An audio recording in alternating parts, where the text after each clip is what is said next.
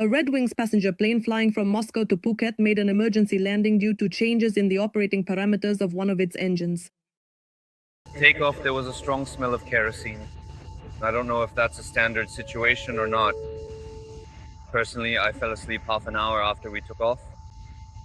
After that, the captain reported that there had been technical malfunctions on the plane, and we were returning to Moscow. Emergency services, they report that one of the engines caught fire. There were 425 people on board the plane, 13 crew members and 415 passengers, according to Rosaviatia. It landed at Domodedovo Airport. On November 15th, a video appeared online showing that a Russia Airlines airliner had its engine cowling torn off on one of the engines. The plane, which had 90 passengers on board, was flying from Vladivostok to Blagoveshchensk. The plane had to make an emergency landing in Khabarovsk.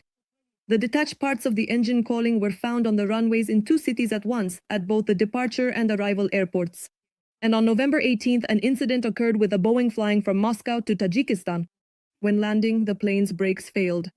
It almost rolled off the runway. Also this year, there have already been 2 accidents and 2 air disasters in commercial aviation. 53 people died. The largest accident was the crash of an Angara Airlines plane. News about incidents involving Russian airline planes appears frequently. From January to November 2024 alone, there were at least 210 incidents. As of November 27, 2025, according to the Telegram channel Aviation, various malfunctions and technical issues with Russian aircraft occurred about 4 times more often. More than 800 cases of malfunctions were recorded in which a flight was interrupted or delayed. Most of these were due to engine failure to start or doors opening. After Russia launched its full-scale invasion of Ukraine, strict sanctions were imposed on the Russian aviation industry. Major Russian airlines were left without spare parts and proper technical maintenance. Overall, airlines have to save on spare parts and sometimes resort to so-called aircraft cannibalization.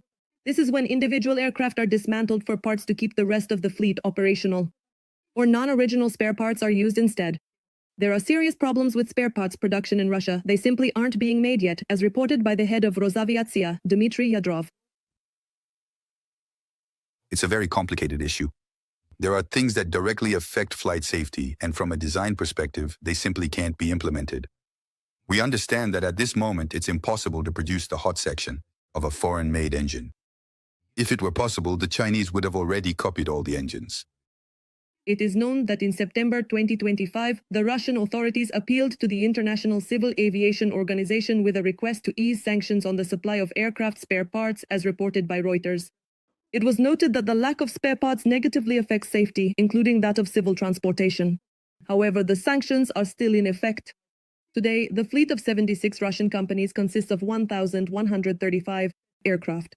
1,088 aircraft are currently in operation. 48 planes are not being used, Yadrov stated. Interestingly, 2 years ago, the Ministry of Transport reported that carriers' fleets included 1,300 aircraft. At that time, 1,167 planes were in operation. The number of aircraft is decreasing, and this process cannot be stopped. According to a pessimistic forecast, by 2030 it is expected that about 340 more planes will also be withdrawn from service in the Russian Federation.